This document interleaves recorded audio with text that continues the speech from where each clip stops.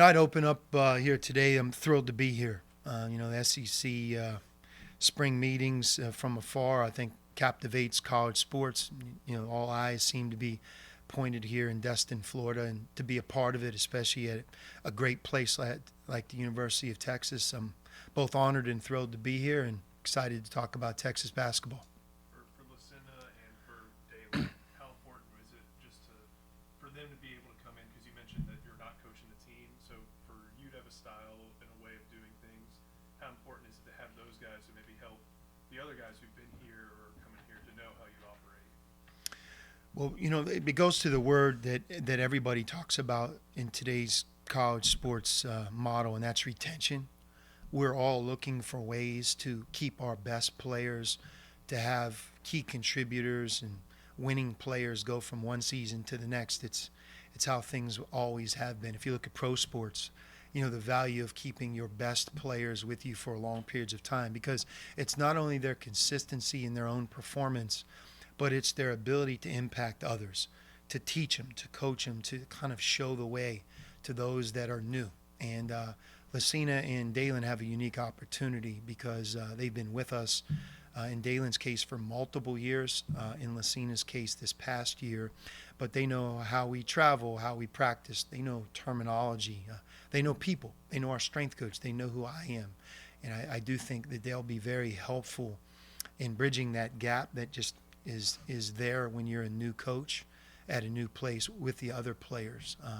Equally important are the 5 or 6 Texas returners, guys that have been in the SEC that understand what it's like to play in Nashville and be part of the SEC tournament, that live in Austin, that go to school every day. So, they're going to be able to, from that retention perspective, be very helpful in building. So if you look at it, we have retention this coming year, in my first year, 2 different ways, from the 2 guys coming from Xavier and from those returning from Texas. But that's a force that I don't think we underestimate. You obviously collect talent. You have to have a talented roster, especially in this league. But the familiarity and the retention part of it is something we hope to build as well. Coach, what are the hot button issues in college basketball right now? I mean, college football, we're talking about college football playoff and 9-game versus 8-game schedule. What are the hot button issues for college basketball coach? I think the hot button model is just it's singular. It's the name, image, and likeness, and how that's going to work moving forward. And look, as a coach, I don't think any of us can be presumptuous or act as if we know the answer. A part of it is just we're in this period of time of the unknown, and I think the analogy that I've heard is you're flying the plane and building it at the same time. And to some degree, in terms of sports, that's true, right? Where you're trying to make the best decisions for your program, most importantly for the players that you're coaching, in real time, knowing certain things may not be the same in the future. And by the way, certain things aren't the same today as they were even a year ago. So I think it's that unknown. There's never been more of it when it comes to that which affects recruiting, the lifeblood of what we all do. Hey, Sean, when you look at on that topic, I don't know if there's truth to the idea that like a power forward SEC team that has a little less money to spend on basketball will be put at a disadvantage against, say, the place you left where they don't have to worry about football. Mm-hmm. Does that come up? Yeah, You know, you're talking about the revenue share part. Yeah. it's Mm-hmm. 20.5 Mm-hmm. where if Yeah. you're Villanova, you Mm-hmm. don't have to worry about a football team. Is that an issue for you? You hear that, but I think that me coming from there, I think that if we're here speculating on that towards them, they would equally be speculating on what we're doing down here, and that comes back to this awkward unknown part. You just truly don't know. It is truly speculation, and I know what you're talking about, but one of the other things that I feel as part of the SEC and certainly at the University of Texas is, that you're moving towards the future. You're certainly going to be at the table, and I think that's a very comforting feeling. Whereas there are times when other conferences, as much as they want to feel that way, they can't because of the model that we are in and the power of football.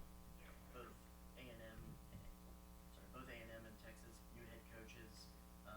What do you know about that rivalry, and what do you know about Bucky McMillan and who he is as coach or person? So an amazing fact, Bucky was Colby Jones's high school coach in Birmingham, Alabama. I was Colby Jones's college coach at Xavier.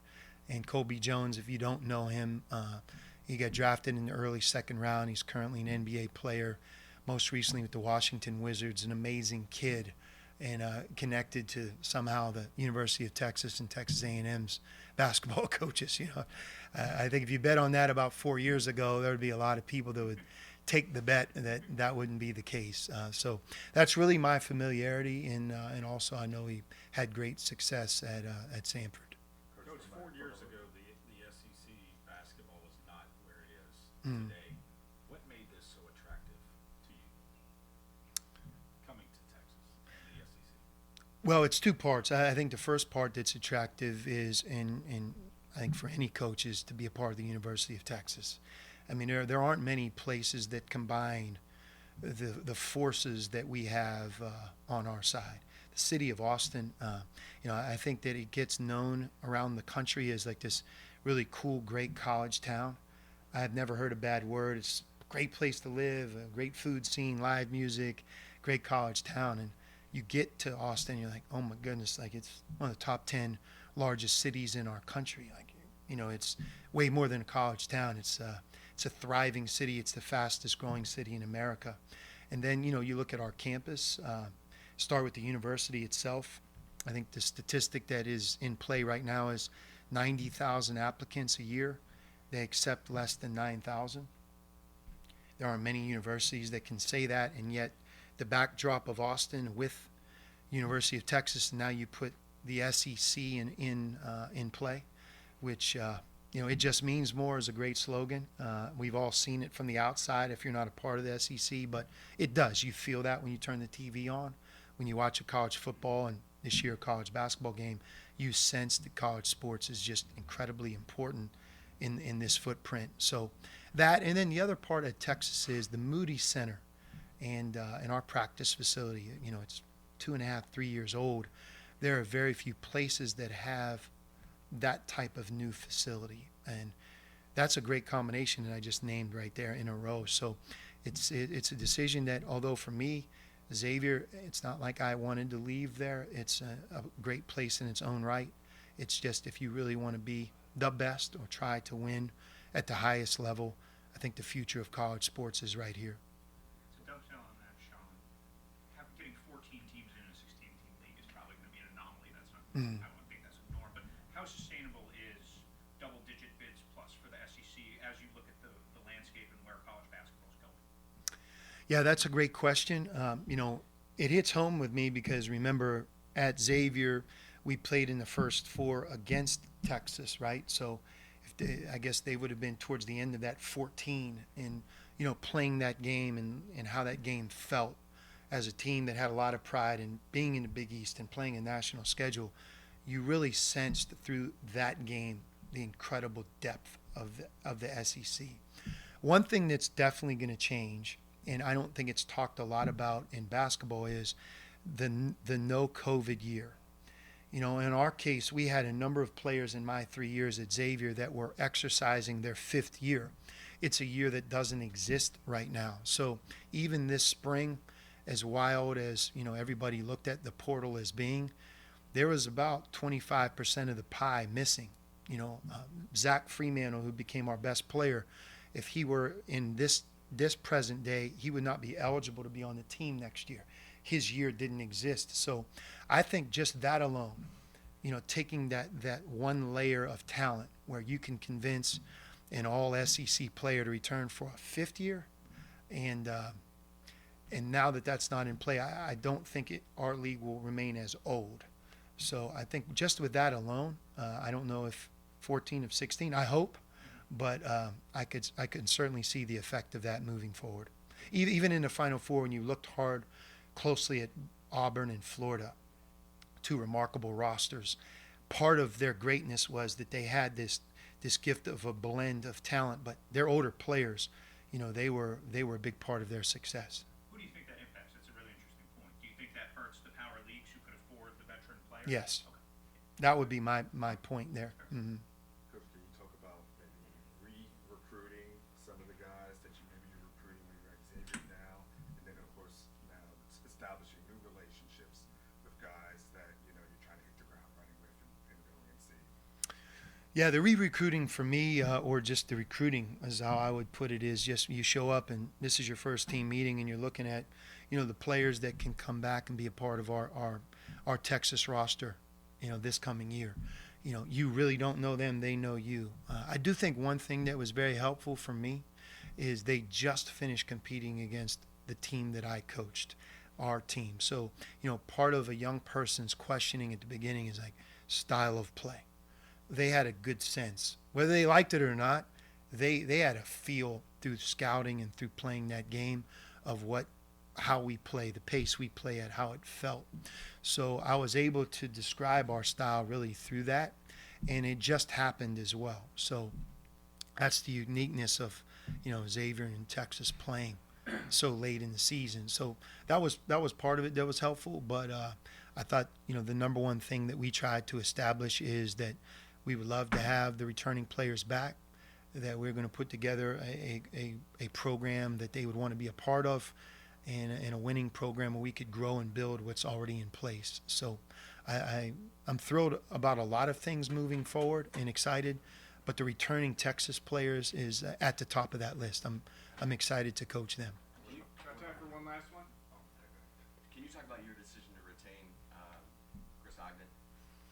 Yeah, Augie, it was an easy decision for me because, he's so well-rounded with his background. Former Mr. Basketball as a player who had choices and chose the University of Texas, a winning player, very popular with his teammates during his time.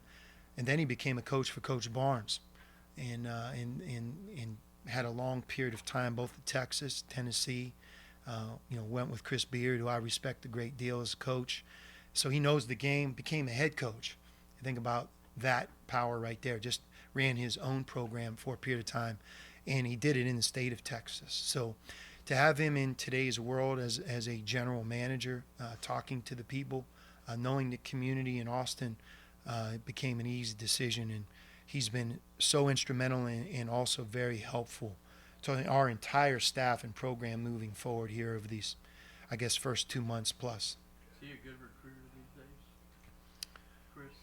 Yeah, he's limited because of his role as a accountable coach or whatever. Yeah, but he knows what to do and how to do it.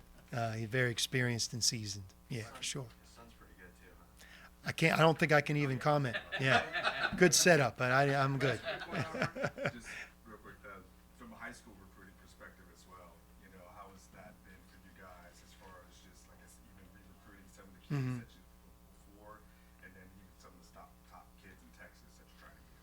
We want to recruit the high school players moving forward. To the earlier question, I think that it's a blend of transfers, retention, and incoming high school players. You can develop them, you can retain them, and we have such an amazing state that I don't think it would be in our best interest to not make the state of Texas and the best high school players in the state a huge priority. To not do that, I don't know if you can maximize who we are as a basketball program and university. So recruiting high school players, you're going to see us active. I also don't think our entire team or classes of 5 or 6 are going to be a part of our future, but getting the right 2 or 3, sometimes maybe even 4 in a class, and then and trying to then add players to the spring. That's our philosophy. Thanks, Coach. Thank you, guys.